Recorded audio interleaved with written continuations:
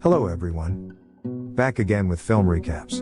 In this video, I'm going to recap one of the horror slasher films from 2024, titled Spit Hood. Before we get to the storyline, I'd like to wish everyone a happy and great day. Without further ado, let's get straight to the storyline. The movie opens in a mental hospital, where a group of staff members has gathered in the main office. The group includes security personnel, Jeeves, Noob, Stephanie, Mel, and two nurses, Hickey and Fiona. Today is their last day of work, as the government has decided to shut the place down. A cleaner named Andy mentions that he's worked here for 30 years and will surely miss the place. However, most younger employees are happy because they dislike this place, and are moving on to better opportunities. But the old security guard Jeeves says he's looking forward to his retirement, as he's done with working his entire life. In another room, we see a psychiatrist named Ashley, and her boyfriend Mason, who is the chief security guard.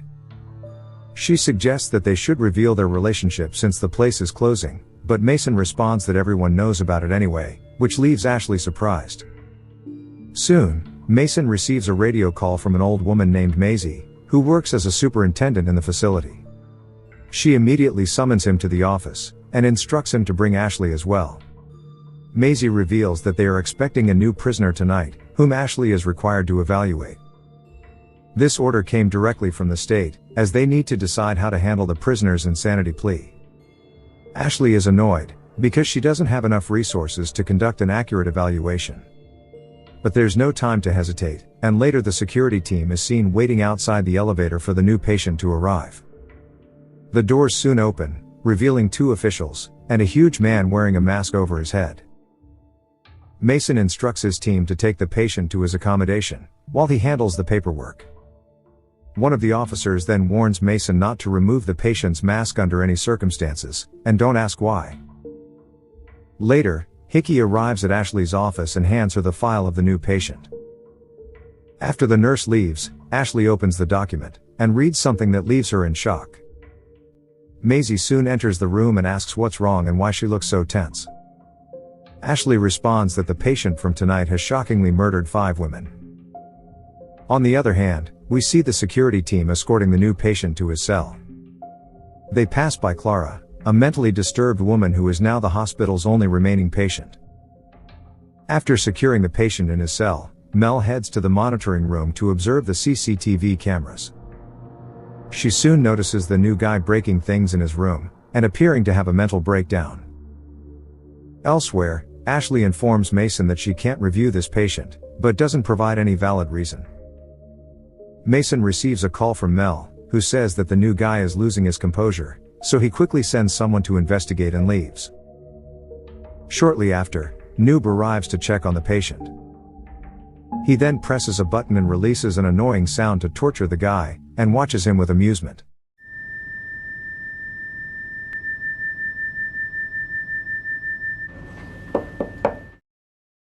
Afterward, Noob heads into one of the toilet stalls to relieve himself. Suddenly, someone enters the bathroom, and turns on all the faucets, before blocking the sinks with tissue papers, which causes the loud sounds of running water. And before Noob can figure out what's happening,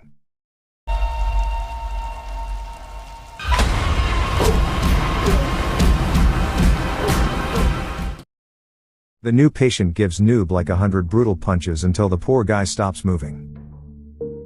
In the control room, Mel soon notices that the new guy has somehow escaped from his cell, so she immediately announces over the speakers that the deranged patient is out of confinement.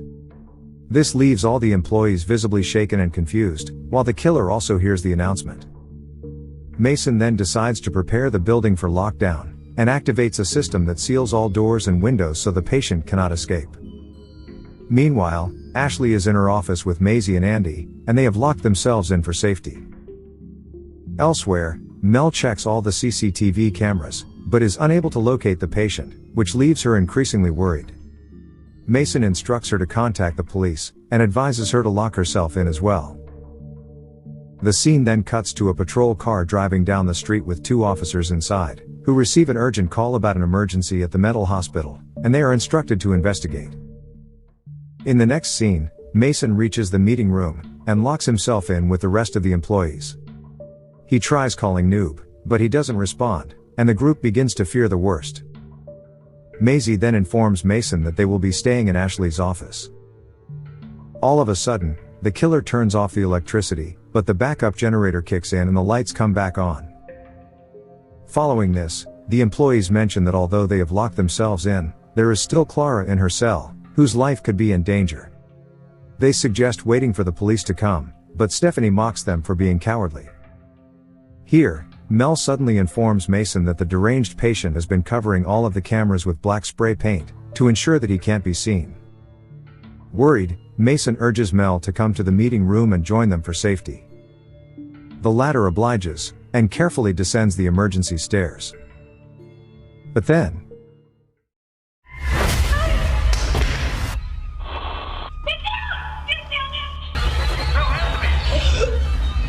she is confronted by the killer.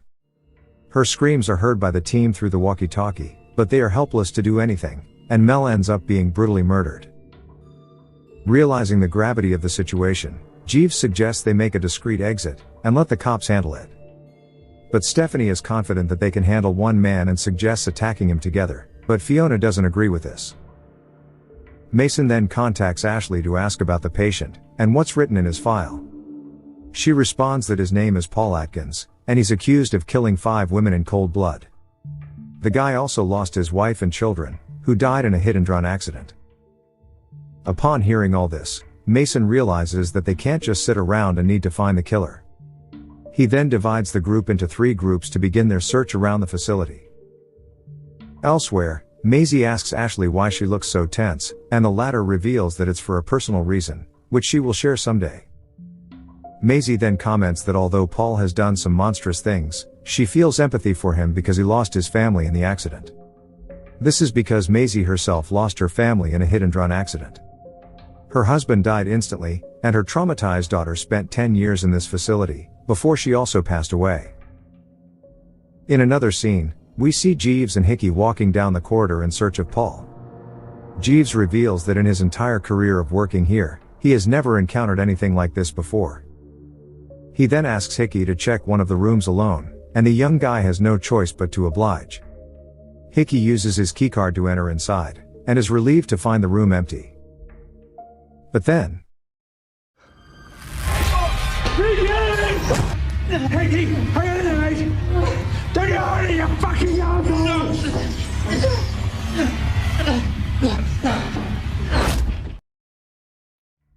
the door is locked from inside, leaving Jeeves outside, and the psycho proceeds to kill Hickey. After successfully murdering Hickey, Paul exits the room and corners Jeeves, so the old man closes his eyes and begs God for forgiveness.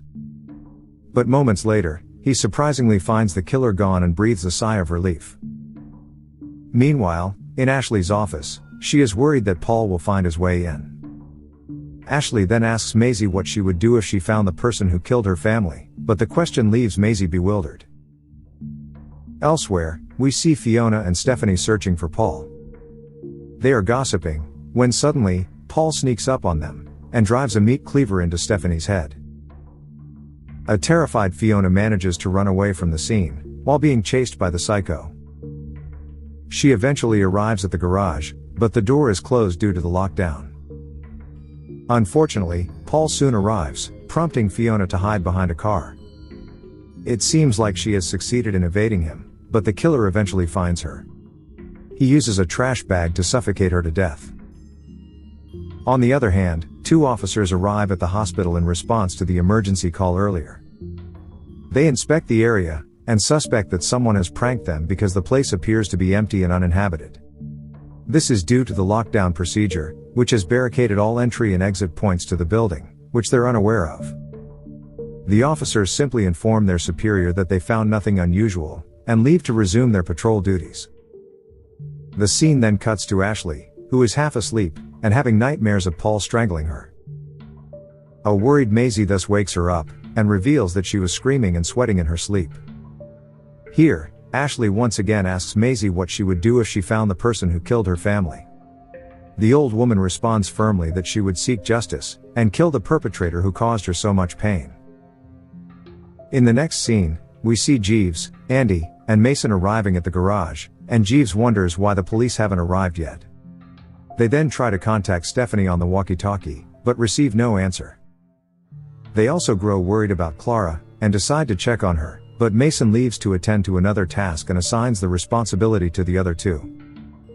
But unbeknownst to them, Fiona's mutilated head is just inside the trash can there. Shortly after, Jeeves and Andy go to Clara's cell and are relieved to find her safe. They decide to take her to the office, but Andy is startled when he notices Paul in the distance. He then makes the unexpected decision to lock Jeeves and Clara in the cell to keep them safe. Jeeves desperately attempts to open the cell door, but Paul proceeds to brutally kill Andy outside. On the other hand, Mason enters Ashley's office. He informs them that they can't find Paul, and suggests calling the cops again. But Ashley explains that it doesn't matter because the facility is designed to ensure that once lockdown is activated, no one can get in or out. Mason then contacts Jeeves, who delivers the heartbreaking news about Andy's death. He also mentions that he's stuck in the cell with Clara, and asks for the cell door to be unlocked. After the call, Jeeves begins to grow increasingly tense, so he takes some medication to calm himself. Meanwhile, Mason talks about Paul, and learns that the driver who killed his family had run off. Mason believes that something or someone in the facility must have triggered Paul, causing him to go on such a violent rampage. Next, Mason uses the speakers to address Paul, saying he knows about his family and feels sorry for what happened. He tells Paul that he needs to meet him for a conversation, and assures him that he has no intention of hurting him. Mason then heads downstairs, where it seems like Paul wants to cooperate, but the idiot Maisie abruptly asks Mason via walkie-talkie if he trapped the killer. This enrages Paul, so a terrified Mason flees with the killer in pursuit. Fortunately, Mason manages to deceive him, and flees from his sight. We then return to Ashley, who approaches Maisie and reveals a shocking truth. It turns out she was the one who accidentally killed Paul's family and drove away. This leaves Maisie flabbergasted, as she didn't know that Ashley was the reason all these employees died. The psychiatrist says she didn't mean for any of this to happen.